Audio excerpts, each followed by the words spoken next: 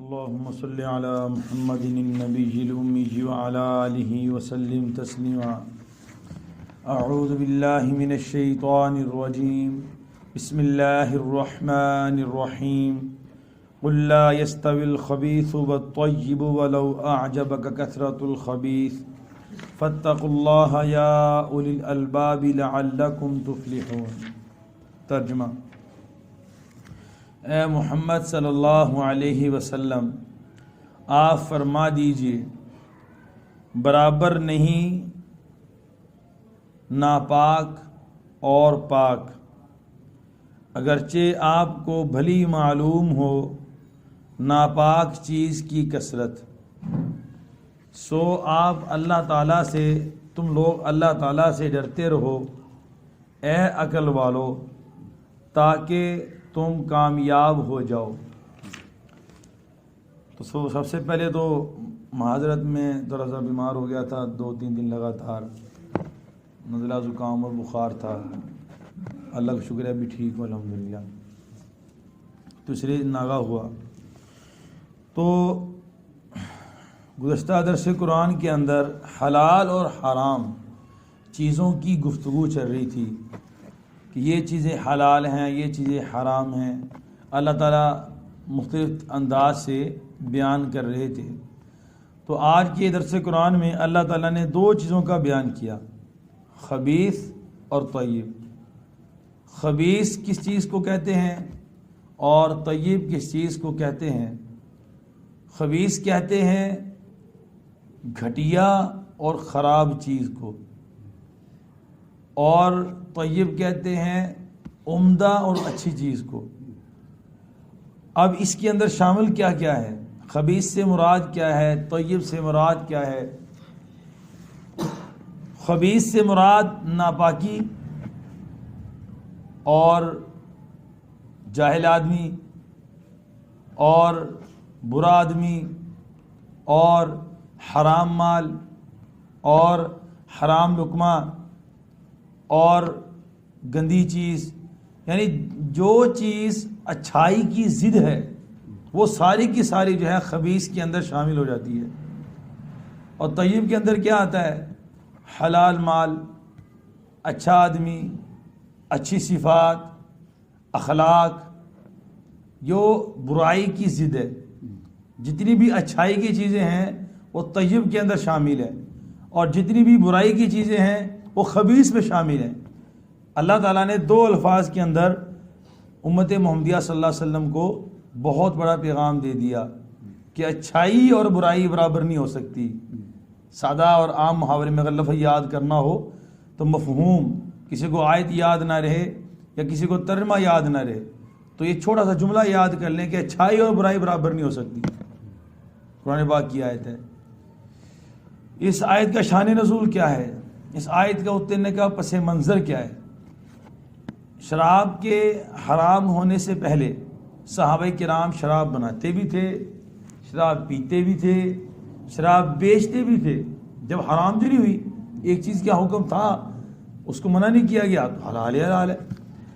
تو جب شراب کا حکم آ گیا کہ اس کو چھوڑ دو، یہ تمہارے لیے حرام ہے، اب صحابہ نے چھوڑ دی.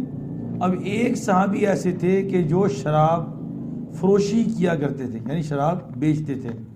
اب انہوں نے شراب بیچ کر بہت سے پیسے کما کے جمع پونجی کر کے بینک بیلنس بنایا ہوا تھا، رکھا ہوا تھا. اب وہ پریشان ہو گئے کہ اب یہ مال حرام ہے، ظاہر سی بات ہے، لیکن کمایا تو پہلے ہی ہے نا، لیکن پھر بھی کمایا شراب سے ہے. اب اس کے بارے میں حکم کیا ہوگا؟ تو اللہ کے نبی صلی اللہ علیہ وسلم کی خدمت میں حاضر ہوئے اور عرض کیا کہ اللہ کے رسول، اس طرح میرے پاس بہت سارا مال ہے جو میں نے شراب بیچ کے جمع کیا ہے، تو اس کے بارے میں آپ کا کیا حکم ہے؟ تو اللہ کے نبی نے فرمایا، اچھا، اس نے کہا کہ اگر میں اس کو نیک کاموں میں خرچ کر دوں تو کیا خیال ہے؟ تو اللہ کے نبی نے فرمایا کہ اگر تم اس کو حج میں خرچ کر دو یا جہاد میں خرچ کر دو، یعنی اسلام کے 2 بڑے بڑے عظیم احکامات کی طرف اشارہ کر کے اللہ کے نبی نے اس کو سمجھایا، اگر تم حج کے اندر خرچ کر دو یا جہاد میں خرچ کر دو تب بھی اللہ تعالیٰ کے نزدیک یہ مچھر کے پر کے برابر بھی قبول نہیں ہے. حکم آ گیا حرام ہونے کا، اب یہ جو مال ہے یہ حرام ہے، اب اس کو اچھائی کے کاموں میں استعمال نہیں کر سکتے، یہ ضائع ہے، ضائع کرنا پڑے گا اس کو. یہ نہیں کہ اب حرام مال کمایا ہوا ہے اس کو حلال میں خرچ کر دو.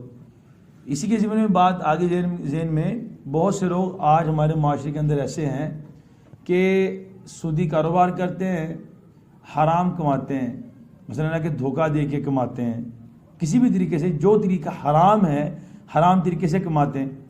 حرام طریقے سے کمانے کے بعد اب آ گیا رمضان، اب بہت سے شہروں کے اندر افطاریوں کے دسترخوان لگائے جاتے ہیں.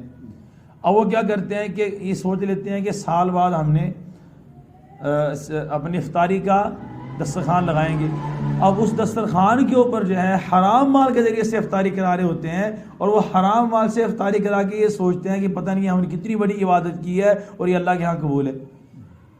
حالانکہ ان کو اصل حکم کا پتہ نہیں ہے کہ حرام مال سے، حدیث پاک میں آتا ہے کہ بہت سے روزہ دار ایسے ہوتے ہیں کہ جن کو بجز بھوکا رہنے کے کچھ بھی حاصل نہیں ہوتا. اس کی تفسیر میں محدثین لکھتے ہیں کہ ایک وہ بندہ جو سارا دن جو ہے روزہ رکھے اور شام کو افطاری کرے حرام مال کے ساتھ، تو اس کا روزہ نہیں ہوا، اس کا روزہ ٹوٹ گیا، روزہ ضائع ہو گیا اس کا. تو وہ اپنا بھی روزہ خراب کر رہا ہوتا ہے، اور افطاری کے دسترخوان کے نام پہ جتنے لوگ وہاں پر افطاری کر رہے ہوتے ہیں ان کا بھی روزہ خراب کر رہا ہوتا ہے، اور اس کو وہ عبادت سمجھ رہا ہوتا ہے. تو حرام چیز کو صرف اپنے مقصد کے لیے استعمال کرنا اور سمجھنا کہ ہم حرام کمائیں اور بس چند ایام کے اندر، مخصوص دنوں کے اندر اس کو خرچ کر دیں اچھی جگہ پر تو وہ حلال ہو جائے گا، ایسی بات نہیں ہے. حرام مال حرام ہے، اچھی کی جگہ پہ خرچ کرو گے، مال تو لگا دیا آپ نے لیکن آپ اس کا کوئی ثواب نہیں ملے گا. اگر اس حرام مال کو استعمال کرنے میں کوئی بندہ شریک ہو جاتا ہے تو وہ بھی گناہ گار ہوگا. تو اللہ نے فرمایا کہ اس کو تم حج میں بھی خرچ کر دو یا جہاد کے اندر بھی خرچ کر دو، تب بھی اللہ کے ہاں ایک مچھر کے پر کے برابر بھی یہ قبول نہیں کیا جائے گا. تو حرام مال بھی اس کے اندر شامل ہے، خبیث کے اندر، اور بد اخلاقی بھی اس کے اندر شامل ہے، ناپاکی بھی اس کے اندر شامل ہے، جتنی بھی گندی چیزیں ہیں ساری اس کے اندر شامل ہیں. یہ تو اللہ تعالیٰ فرما رہے ہیں اگر بندہ انسان اپنی عقل سے سوچے تو بھی اس کو اندازہ ہو جائے گا کہ یہ دو چیزیں برابر ہو ہی نہیں سکتی ہیں. ایک بندہ علم والا ہے، ایک بندہ علم والا نہیں ہے، برابر کیسے ہو سکتے ہیں؟ ایک بندہ حرام کمانے والا ہے، ایک بندہ حلال کمانے والا ہے، دونوں برابر کیسے ہیں؟ ایک بندہ پاک رہنے والا ہے، ایک بندہ ناپاک رہنے والا ہے، تو برابر کیسے؟ اب حلال کا ایک قطرہ ہو تب بھی حلال ہے، حرام کا ایک قطرہ ہو تب بھی حرام ہے. پیشاب چاہے ایک قطرہ بھی جسم پہ لگ جائے وہ جگہ ناپاک ہوتی ہے، اگر پوری بوتل لگ جائے تب بھی ناپاک ہوتی ہے جگہ. اور پانی جو ہے ایک قطرہ بھی لگ جائے تو ناپاک نہیں ہوتا، چاہے پورا گلاس لگ جائے تب بھی ناپاک نہیں ہوتا. تو پاکی اور ناپاکی دونوں کے اندر فرق ہے. اب اگر کوئی بندہ کہے کہ نہیں یار حرام مال تو بہت زیادہ آ رہا ہے اس کام کے اندر، یہ چھوٹا سا کام کر لے تو حرام کام ہو جائے گا. آگے نیٹ کا دور ہے نا، سوشل میڈیا کا دور ہے، تو حرام کام کر کے عوام پیسہ کما رہی ہے، حرام کام. اور عجیب بات ہے کہ حرام چیز کو یعنی گناہ کی چیز کو لوگ دیکھتے بھی زیادہ ہیں، اس کو فالو بھی زیادہ کرتے ہیں، دیکھتے بھی زیادہ ہیں. تو وہ بندہ جو پیسے کما رہا ہے اس نیت سے اور حرام کام کر کے وہاں پر پیسے کمانا چاہ رہا ہے کہ حرام کام کر کے میں پیسہ کما لوں، تو کیا کرے گا؟ اپنے لیے بھی جہنم سیدھی کرے گا. اور جو اس کو دیکھتے رہیں گے، یہ نیٹ کی چیز ختم نہیں ہوتی ہے، آگے نیٹ پہ اب برقرار ہے، وہاں پر جب تک دنیا قائم ہے وہیں پر رہی ہے، نیٹ کے اوپر ہی رہے گی. یہ تو بندہ مر بھی گیا نا، تو اگر تو اچھی چیز وہاں پر چھوڑ کے گیا ہے تو پھر تو جتنے لوگ اس کو سنتے رہیں گے، دیکھتے رہیں گے، عمل کرتے رہیں گے، فائدہ ہوتا رہے گا، اس کے صدقہ جاری ہو گیا. لیکن اگر ایسے کہ کوئی گناہ کی چیز جاری کر کے گیا وہ تو ختم نہیں ہوگی نا. جتنے لوگ شیئر کرتے رہیں گے، لائک کرتے رہیں گے، اس کو سنتے رہیں گے، تو وہ خود بھی گناہ گار ہوگا، اتنے بندوں کا گناہ بھی اس کے سر پہ ڈال دیا جائے گا. تو اس لیے کوئی بھی کام کرنا ہے تو اچھائی اور برائی دونوں آپس میں ضد ہیں. اگرچہ ہمیں برائی کے اندر جھوٹ بول کر، دھوکہ دے کے، حرام کمائی کر کے ہمیں پیسہ آتا نظر آ رہا ہے، ہمیں زندگی بنتی نظر آ رہی ہے، بینک بیلنس نظر آ رہا ہے، تو اللہ تعالیٰ ہمارے اس کے اندر کوئی کمال نہیں ہے. آخری بات کر کے بات ختم کرتا ہوں. تابعین کے اندر خلیفہ راشد حضرت عمر بن عبدالعزیز رحمۃ اللہ علیہ، جن کو عمر ثانی کہا جاتا ہے، ایسی انہوں نے خلافت کی تھی اپنے دور کے اندر کہ وہی یاد تازہ کرتی تھی جو حضرت عمر کے دور کی یاد تھی. ایسا جو ہے نا مشقتوں والا اور برکتوں والا اور رحمتوں والا اور جیسے نا ایک ناپ تول والا کام انہوں نے آگے بھی شروع کر دیا. جب وہ جو ہے امیر بنے اپنے علاقے کے بادشاہ بنے تو جتنے ان کے ماتحت گورنر تھے نا بہت سارے تھے.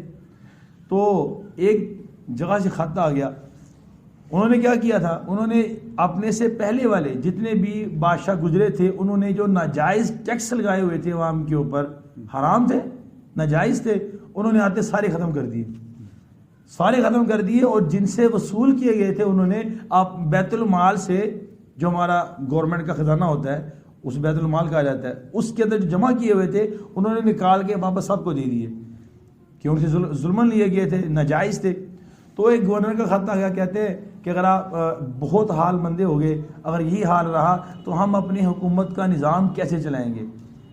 تو انہوں نے آگے سے یہی آیت پڑھ دی, قُلْ لَا يَسْتَوِي الْخَبِيثُ وَالطَّيِّبُ وَلَوْ أَعْجَبَكَ كَثْرَةُ الْخَبِيثِ, کہ ہم حرام مال جمع کر کے اپنا بیت المال بڑھانا چاہتے ہیں. حرام مال اللہ تعالیٰ فرما رہے ہیں حلال مال کے برابر ہی نہیں ہے. حرام مال جمع کریں گے تو ہم کہہ رہے ہیں کہ ہم پیسہ جمع کریں گے, حکومت چلائیں گے, ہماری حکومت تو تباہ ہو جائے گی. تو لہٰذا اسی کے اندر ہماری حکومت چلے گی اور ہمارے اسی کے اندر گزارا ہوگا. اس لیے کبھی بھی زندگی کے اندر حلال اور حرام کا آپس میں مقابلہ آ جائے تو ہمیشہ حلال کو ترجیح دیں. 1 روپیہ ہے, 2 روپیہ ہے, 3 روپیہ, جو ہمارے مقدر کی روزی ہے نا انشاءاللہ ہمیں مل جائے گی. پر حرام مال کو کمانا یہ ٹھیک نہیں ہے. ہم اس کے ایک لقمہ کھا لیا تو 40 دن عبادت کی قبول نہیں ہوئی. آپ کی کیا فائدہ ایسی کمائی کا. تو اللہ سے دعا ہے کہ اللہ تعالی شان ہم سب کو حلال اور پاک چیزوں کی طرف رغبت رکھنے کی توفیق عطا فرمائے اور حرام اور گندی چیزوں سے اللہ تعالی ہماری حفاظت فرمائے. بسم اللہ الرحمن الرحیم. اللہم انت السلام ومنک السلام تبارک ربنا وتعالیت یا ذا الجلال والاکرام. ربنا آتنا فی الدنیا حسنۃ وفی الآخرۃ حسنۃ وقنا عذاب النار. صلی اللہ علی النبی الکریم وعلی آلہ واصحابہ اجمعین.